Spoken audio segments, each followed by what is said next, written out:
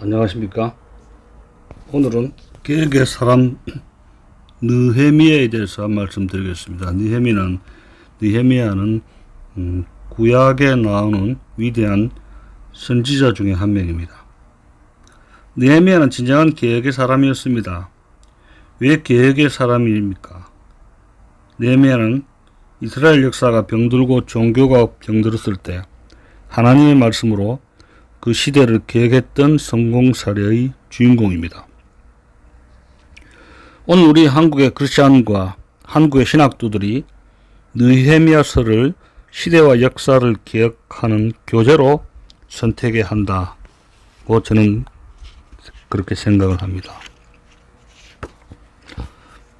제가 교회 개혁만 말하는 것이 아닙니다. 교회 개혁이 아니라 이 시대와 역사의 개혁입니다. 국민들의 삶의 개혁을 말하는 것입니다. 우리들 목회자들의 사고방식이 너무 교회 안에만 매여 있다, 갇혀 있다, 그런 생각을 많이 하게 됩니다. 교회만 커지고 교회만 부흥되면 끝나는 것처럼 착각하는 목회자들이 많이 있습니다. 교회만 커지고 교회만 부흥된다고 무엇이 됩니까? 교회는 과연 누구를 위한 교회입니까? 무엇 때문에 왜 교회가 부흥되어야만 합니까? 병든 역사를 개혁하고 한 많고 서른 많은 국민들의 삶을 바꾸는 개혁이 되어야 할 것입니다. 너무나 우리의 사고방식은 교회 안에만 머물러 있지 않는가 생각이 됩니다. 우리 국민들의 삶을 역사를 개혁시키는 데 쓰임받는 교회가 되어야 된다 생각을 합니다. 그런 점에서 이스라엘 역사가 병들었을 때 그 역사를 바로잡았던 개혁의 선지자 느헤미야와 느헤미야서는 얼마나 중요합니까? 느헤미야서 1장 3절에서 느헤미야는 이스라엘 역사에 병들었던 현실을 날카롭게 직면합니다. 저희가 내게 이르되 사로잡힘을 면하고 남은 자가 그 도에서 큰 환난을 만나고 능욕을 받으며 예루살렘 성은 회파되고 성문들은 소화되었다 하는지라. 느헤미야의 5가지 행동을 알아봅시다. 개혁의 사람 느헤미야는 이스라엘 역사가 병들고 백성들이 초상집의 개처럼 헤매고 다니는 현실에 마주쳤습니다. 그 어려운 민족적 어려움에 직면해서 느헤미야는 무엇을 했습니까? 느헤미야서 1장과 2장에서 느헤미야가 자기 백성들의 민족의 역사를 개혁하기 위해서 취했던 행동 5가지가 나타납니다. 우리는 그 느헤미야의 5가지 행동에 주목을 해야 될 것입니다. 첫 번째는 4절 말씀에 있습니다. 내가 이 말을 듣고 앉아서 울고 수일 동안 슬퍼하며 하늘의 하나님 앞에 금식하며 기도하여. 실제로 금식과 기도입니다. 금식하여 기도하는 것부터 시작했습니다. 하나님의 역사가 백성들의 삶을 바로잡으려면 하나님의 사람은 금식하고 기도하는 데서부터 출발해야 할 것입니다. 우리가 착각하는 것은 기도 없이 무엇인가를 할 수 있다는 것입니다. 이것은 착각 중에 착각입니다. 절대로 기도가 없이는 아무것도 변화될 수 없다는 것을 알아야 될 것입니다. 교회 부흥도, 이 시대의 변화도, 국민들의 역사의 개혁도 하나님의 사람이 금식하고 울며 기도하는 것 없이는 절대 이루어질 수가 없습니다. 우리들은 과연 대한민국이 어려워졌을 때 금식 기도를 했었습니까? 금식해야 합니다. 속이 컬컬해서 한 끼 굶는 것은 잘 굶는데 나라 위해서 백성들의 국민들의 운명을 위해서 하나님의 종들이 금식하며 기도하지 않고 있습니다. 그러니까 우리 역사가 전혀 변하지를 않고 있는 것입니다. 느헤미야는 금식하며 울며 기도하는 것부터 했다고 합니다.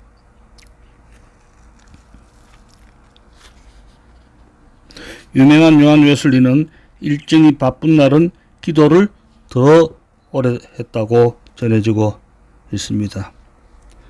거기에 비하면 우리 같은 사람은 바쁘다고 기도 생략, 말씀 묵상 생략, 그냥 건너뛰어 버리는 것이 많은 것입니다. 그러니까 되는 일이 없습니다. 기도 생활이 없어서 결과가 잘 나오지 않고 있는 것입니다. 느헤미야는 민족적인 절망적 상태에 부딪혀서 울부짖으면서 금식하며 기도부터 했다는 것을 우리들은 명심해야 할 것입니다. 두 번째, 회개입니다. 두 번째, 느헤미야가 자기 백성들의 그 불행에 직면해서 취했던 행동은 1장 6절 말씀입니다. 이제 종이 주의 종 이스라엘 자손을 위하여 주야로 기도하오며 이스라엘 자손의 주 앞에 범죄함을 자백하오니 주는 귀를 기울이시며 눈을 여시사 종의 기도를 들으시옵소서. 나와 나의 아비 집이 범죄하여. 느헤미야는 자기 죄와 자기 아비 집의 죄를 먼저 회개했습니다. 자기 회개부터 먼저 했습니다. 우리는 너무 다른 사람 탓으로 돌립니다. 다른 사람에게 책임을 돌립니다. 그러나 우리 하나님의 일꾼들은 모든 일의 책임을 자기에서부터 시작해야 할 것입니다. 내 탓이라고 자기 회개와 자기 아비 집의 회개부터 해야 할 것입니다. 교회가 회개하는 것부터 해야 합니다. 자기 회개, 우리 교회 스스로의 회개가 없으면 정치도 경제도 바로 서지 못할 것입니다. 우리 크리스천들은 자기 회개부터 시작을 해야 할 것입니다. 나라 문제도 교회 문제도 남북한 통일 문제도 세계 평화의 문제도 우리는 우리 자신의 회개에서부터 시작해야 될 줄로 믿습니다.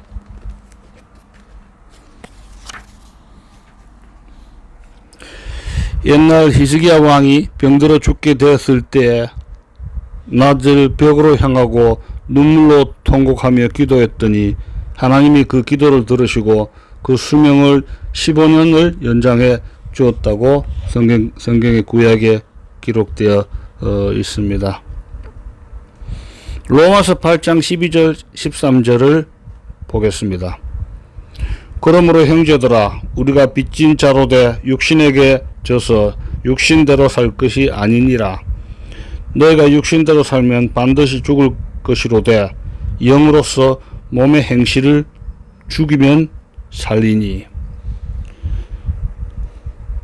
기독교는 그러므로의 종교라고 부릅니다. 영어로는 therefore therefore 신앙이라고 합니다.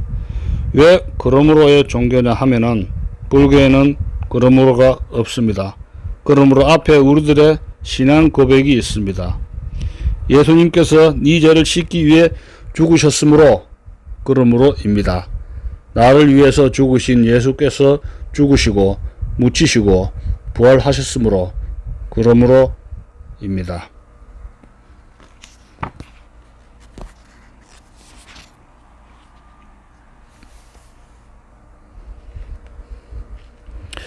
로마서 8장 13절을 한번 볼까요?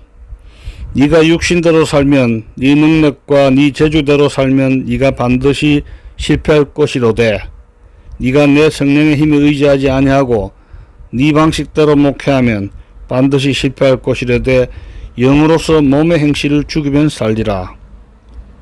신령한 목사가 되어서 주님의 힘에 의지하고 주님의 종이 되어서 내 양떼를 머슴같이 진성으로 돌보는 내 능력을 네가 의지하라. 그러면 네 목회가 다시 살아날 것이다. 이런 생각을 하게 됩니다.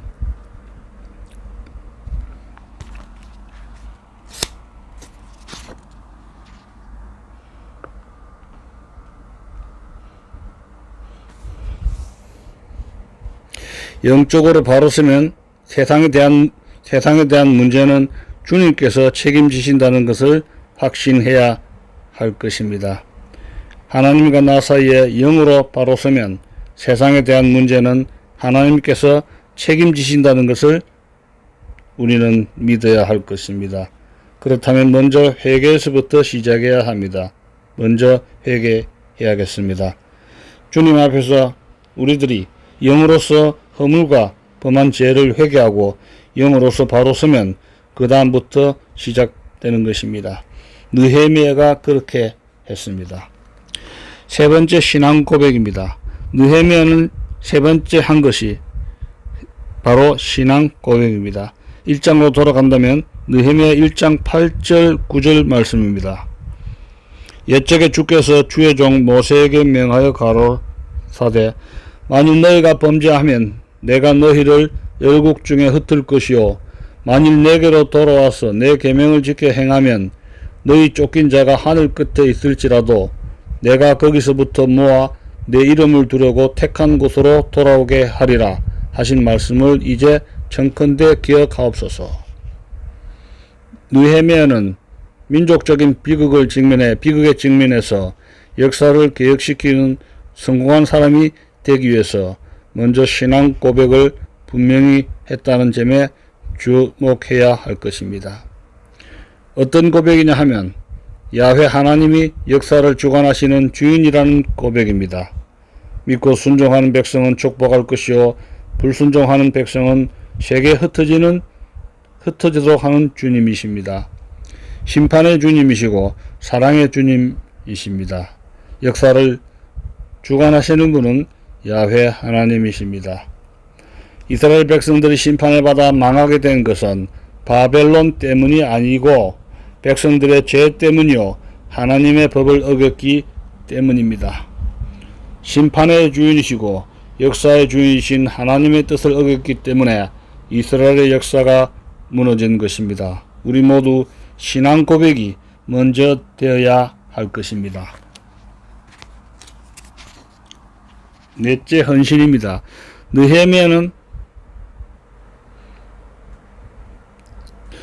느헤미야서 1장 11절의 말씀입니다.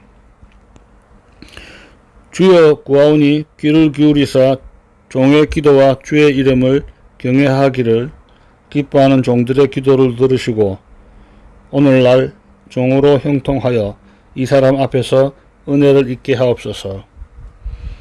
느헤미야는 먼저 주님 앞에서 금식하며 기도하고 자기 죄를 고백하고 신앙 고백을 분명히 한 뒤에 그 자리에 앉아 있은 것이 아니라 자기 자신을 헌신했습니다. 어떻게 헌신했을까요? 이스라엘의 병든 역사를 바로잡는 일에 자기를 쓰셔서 백성들을 살리는 일에 형통하게 해달라고 자기를 헌신했습니다. 하나님은 100% 바쳐진 사람만 쓰십니다. 하나님은 거룩하셔서 99% 바친 사람은 쓰실 수가 없습니다.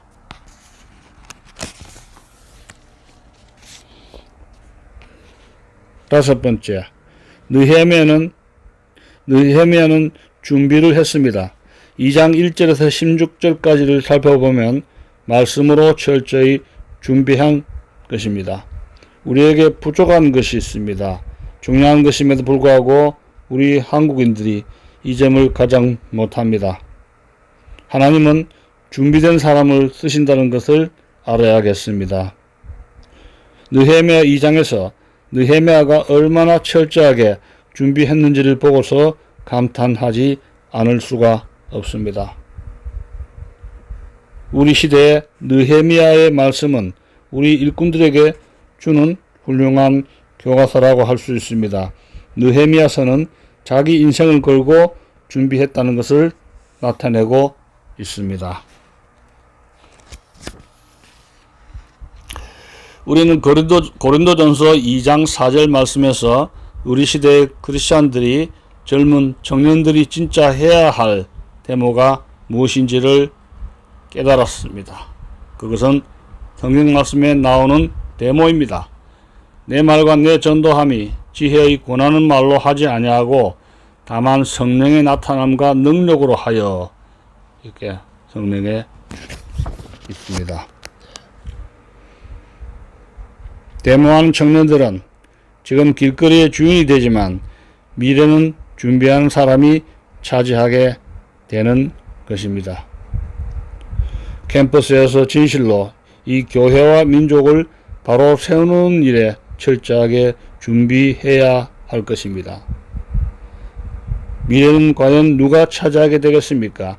준비한 사람이 미래를 차지하게 될 것입니다. 말만 앞세우지 말고 침묵으로 미래를 준비해야 할 것입니다. 주님께서는 준비된 사람을 쓰십니다. 느헤미야는 준비를 했습니다. 느헤미야서 2장 17절 말씀에 느헤미야가 준비가 되었을 때 하나님께서 길을 열어주셨습니다. 느헤미야서 2장 17절은 이 성경 전체의 핵심을 찌르고 있습니다. 후에 저희에게 이르기를 너희의 당한 곤경은 너희도 목도하는 바라. 예루살렘이 황무하고 성문이 소화되었으니 자 예루살렘 성을 중건하여 다시 수치를 받지 말자 하고, 느헤미야는 하나님께서 예루살렘 총독으로 길을 여시니까 백성들을 다 모으시고, 여러분 우리 민족이 망한 어려운 처지는 눈으로 보는 바 옳시다 라고 설교했습니다. 성문은 불타버리고 성은 무너지고 백성들은 헤매고 다니는데 예루살렘 성을 다시 세워서 우리 민족, 우리 역사를 다시 우리 손으로 일으킵시다. 그래서 민족의 수치를 당하지 맙시다. 그렇게 말하고서는 18절 말씀으로 결론을 지었습니다. 또 저에게 하나님의 선한 손이 나를 도우신 일과 왕이 내게 이런 말씀을 고하였더니 저희의 말이 일어나 건축하자 하고 모두 힘을 내어 이 선한 일을 하려 하매. 그렇다면 우리 크리스찬들이 해야 할 사명은 과연 무엇일까요? 그것은 오늘날 우리 대한민국 땅에서 우리가 해야 할 사명이 있습니다. 노동자도 농민도 빈민도 군인도 학생도 말씀으로 깨우쳐야 한다는 것을 말씀드리고 싶습니다. 느헤미야가 말씀으로 예루살렘 시민들에게 의식화를 시킴으로써 동기부여를 함으로써 백성들이 깨닫고 일어나서 건축하자고 몸을 힘을 합쳐서 조직화를 이루었습니다. 또 힘을 합쳐서 그 역사를 바로잡은 것을 행동화라고 하겠습니다. 이 세 가지가 우리 말씀의 종들을 통해서 이 땅 위에 일어나야 할 것입니다. 말씀을 통해서 복음화가 일어나야 할 것입니다. 복음화 없이 의식은 허위입니다. 복음화가 일어나고 그 복음의 사람들이 그 말씀으로 백성들의 가슴 속에 의식화를 일으켜야 할 것입니다. 또 깨달은 백성들이 힘을 합쳐야 할 것입니다. 이것이 조직화가 되는 것입니다. 복음의 사람들이, 진리의 사람들이 진정한 의식화를 국민들 심령에 일으켜야 할 것입니다. 그 백성들이 힘을 합치게 해서 이 땅에 진정한 하나님의 나라, 진리의 나라, 성령의 역사가 넘치는 나라를 이루는 일, 이것이 우리 시대에 우리에게 주어지는 역사적 사명이라고 생각이 됩니다. 우리 모두 그 일에 앞장서는 기수가 되기를 간절히 부탁드립니다.